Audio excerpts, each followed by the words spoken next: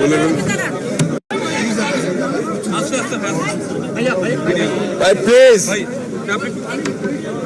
প্রিয় সাংবাদিক বন্ধুরা, আসসালামু আলাইকুম।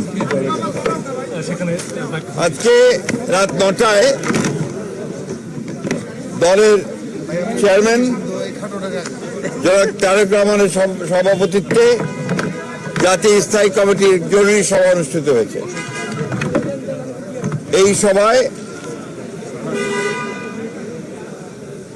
জাতীয় স্থায়ী কমিটি ইতিমধ্যেই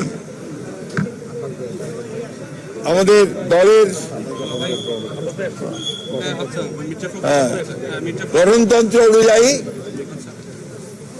দলের ভারপ্রাপ্ত চেয়ারম্যান জনাব তারেক রহমান চেয়ারম্যানের দায়িত্ব গ্রহণ করায় সন্তোষ প্রকাশ করেছে আলহামদুলিল্লাহ, এবং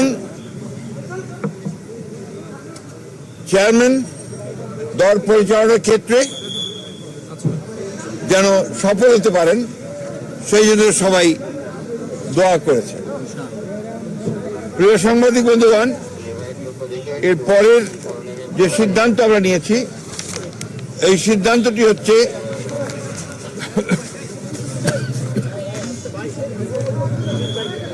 নির্বাচন কমিশনের অনুরোধে বাংলাদেশ জাতীয়তাবাদী দলের চেয়ারম্যান জনাব তারেক রহমান আগামী 11 জানুয়ারি 2026 থেকে জাতীয় নেতা মওলানা আব্দুল হামিদ খান ভাসানী ও 2024 ছাত্রগণ অভ্যুত্থানে শহীদ আবু সাইদ সহ অন্যান্য শহীদদের প্রতি শ্রদ্ধা জানানোর জন্য তাদের কবর জিয়ারত এবং কিছু পারিবারিক দায়িত্ব পালনের জন্য দেশের উত্তরাঞ্চলের কয়েকটি জেলা সফর করবেন বলে সিদ্ধান্ত নেওয়া হয়েছিল।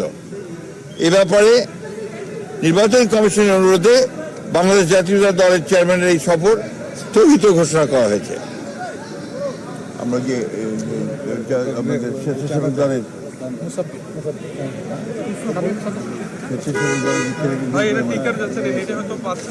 জানেন যে উসমান হাদিকে গুলি করে হত্যা করা হয়েছে। একইভাবে বিভিন্ন জায়গায় রাজনৈতিক দলের নেতৃবৃন্দকে, বিশেষ করে বিএনপির অনেক কয়েকজন নেতৃবৃন্দকে গুলি করা হয়েছে এবং তারা শহীদ হয়েছেন। এবং গত কয়েকদিন আগে স্বেচ্ছাসেবক দলের সাবেক সদস্য সচিব দক্ষিণে না উত্তরের সদস্য সচিব সাবেক সদস্য সচিব মুসাব্বিরকে গুলি করে হত্যা করা হয়েছে। আমরা ইতিমধ্যেই এর তীব্র নিন্দা জানিয়েছি, ক্ষোভ প্রকাশ করেছি এবং অবিলম্বে হত্যাকারীদেরকে গ্রেফতার করে আইনের আওতায় আনার দাবি জানিয়েছি। আমরা বারবার করে কথা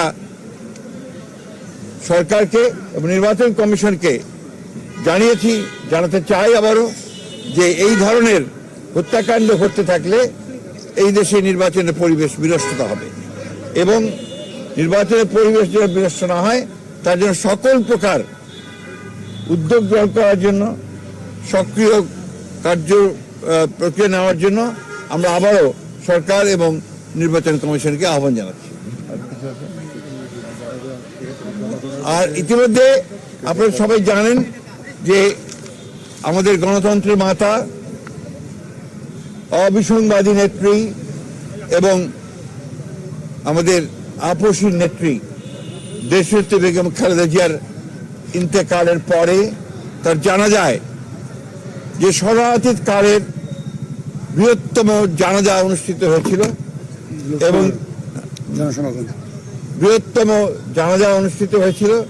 সেই জানাজায় মানুষের যে সমাগম হয়েছিল, এটা এই বাংলাদেশের কখনো দেখা যায়নি। আমরা যারা স্বতঃস্ফূর্তভাবে সবাই এই জানাজায় অংশ নিয়েছিলেন, আমরা দলের পক্ষ থেকে সমস্ত জনগণকে আমরা আন্তরিকভাবে কৃতজ্ঞতা এবং ধন্যবাদ জানাচ্ছি।